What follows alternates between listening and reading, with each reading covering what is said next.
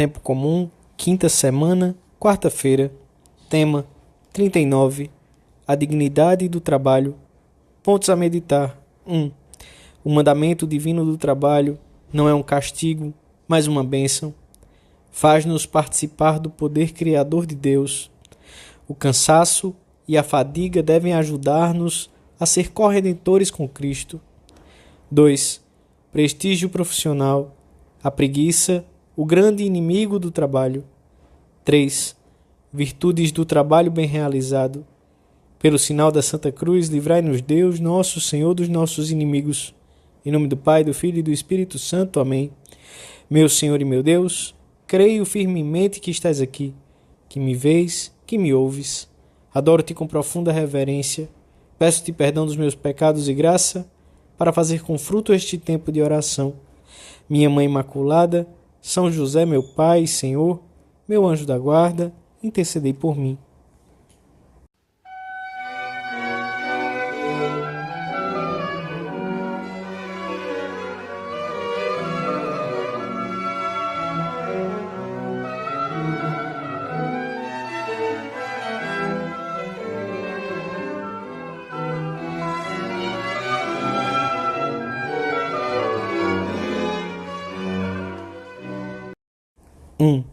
Depois que Deus criou a terra e enriqueceu com todo tipo de bens, tomou o homem e colocou-o no paraíso de delícias para que cultivasse e guardasse, isto é, para que o trabalhasse. O Senhor, que tinha feito o homem à sua imagem e semelhança, quis também que ele participasse do seu poder criador, transformando a matéria, descobrindo os tesouros que ela encerra e plasmando a beleza mediante as obras das suas mãos. O trabalho nunca foi um castigo, mas, pelo contrário, uma dignidade de vida e um dever imposto pelo Criador, já que o homem foi criado ut operator, para trabalhar. O trabalho é um meio pelo qual o homem se torna participante da criação e, portanto, não só é digno, seja qual for, mas é instrumento para se conseguir a perfeição humana, terrena e a perfeição sobrenatural. Este preceito divino existia antes de os nossos primeiros pais terem pecado. O pecado original acrescentou ao trabalho a fadiga e o cansaço, mas o trabalho em si continua a ser nobre, digno, por ser participação no poder criador de Deus, ainda que agora se faça acompanhar de penas e sofrimentos, de infecundidade e cansaço. Continua a ser um dom divino e uma tarefa que deve ser realizada sob condições penosas, tal como o mundo continua a ser o mundo de Deus, mas um mundo em que já não se distingue com clareza a voz divina.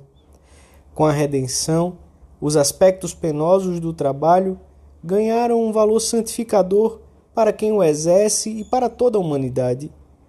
O suor e a fadiga, oferecidos com amor, tornam-se tesouros de santidade, pois o trabalho feito por amor a Deus representa a participação humana, não só na obra da criação, mas também na da redenção. Todo trabalho implica uma cota-parte de fadiga e de preocupação que podemos oferecer ao Senhor em expiação das culpas humanas. Aceitar com humildade essa parte de esforço que mesmo a melhor organização trabalhista não consegue eliminar, significa colaborar com Deus na purificação da nossa inteligência, da nossa vontade e dos nossos sentimentos. Examinemos hoje, na nossa oração, se oferecemos ao Senhor a fadiga e o cansaço por fins nobremente ambiciosos. Averiguemos se, nesses aspectos menos agradáveis de qualquer trabalho, encontramos a mortificação cristã que nos purifica e que nos permite oferecê-lo pelos outros.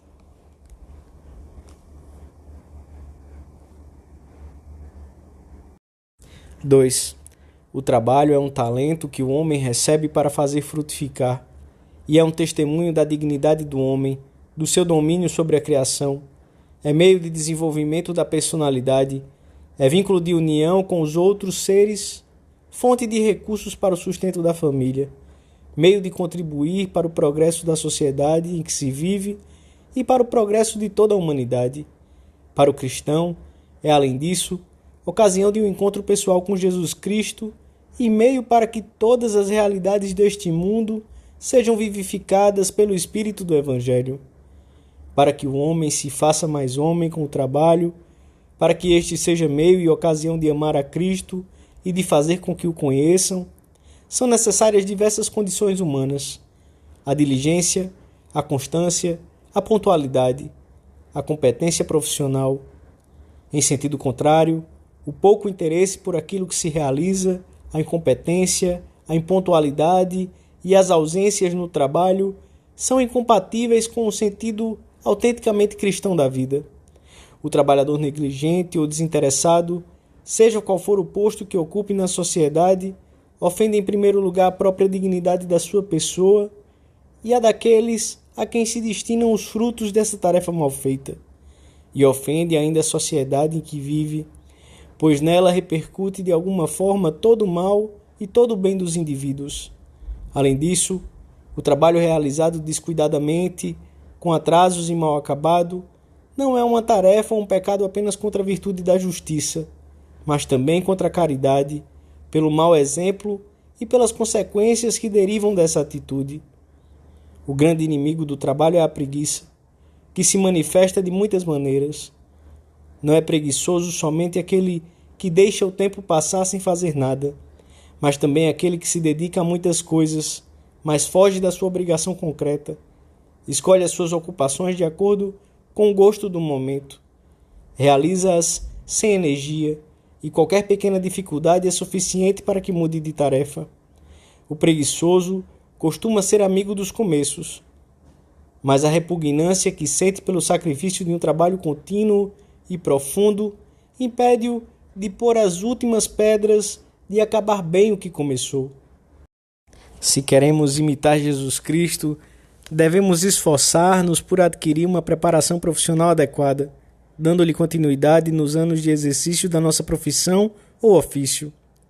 A mãe de família que se dedica aos seus filhos deve saber cuidar do lar, ser boa administradora dos recursos e dos bens domésticos, manter a casa agradável, arrumada com bom gosto mais do que com luxo, para que toda a família se sinta bem, conhecer o caráter dos filhos e do marido, e saber, quando chegue a ocasião, como falar-lhes daquelas questões difíceis em que podem corrigir-se e melhorar. Deve ser forte e ao mesmo tempo doce e simples. Deverá conduzir essa tarefa com mentalidade profissional, sujeitando-se a um horário fixo, não perdendo tempo em conversas intermináveis, evitando ligar a televisão nas horas em que não deve. O estudante, se quiser ser um bom cristão, deve ser bom estudante, assistindo às aulas, tendo as matérias em dia, aprendendo a distribuir o tempo que dedica a cada matéria. Devem ser igualmente competentes o arquiteto, a secretária, a costureira, o empresário. O cristão que falha nas suas obrigações temporais, ensina o Concílio Vaticano II, falha nos seus deveres para com o próximo, falha sobretudo nas suas obrigações para com Deus e põe em perigo a sua salvação eterna. Errou de caminho numa matéria essencial e, se não muda, estará impossibilitado de encontrar a Deus. Olhemos para Jesus enquanto realiza o seu trabalho na oficina de José e perguntemo-nos hoje se somos conhecidos no nosso ambiente pelo esmero com que trabalhamos.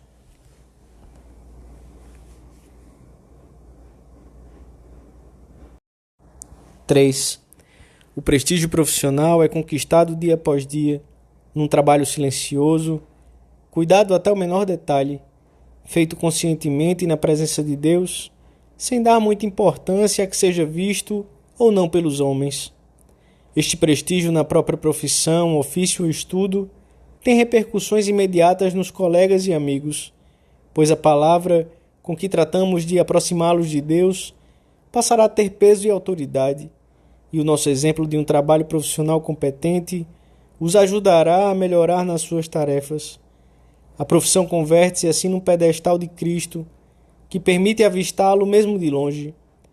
Com o prestígio profissional, o Senhor pede-nos outras virtudes, o espírito de serviço amável e sacrificado, a simplicidade e a humildade para ensinar, a serenidade para não converter a atividade intensa em ativismo e saber deixar as tarefas e as preocupações de lado quando chega o momento de dedicar uns minutos à oração ou de cuidar da família e escutar a mulher, o marido, os filhos, os pais, os amigos.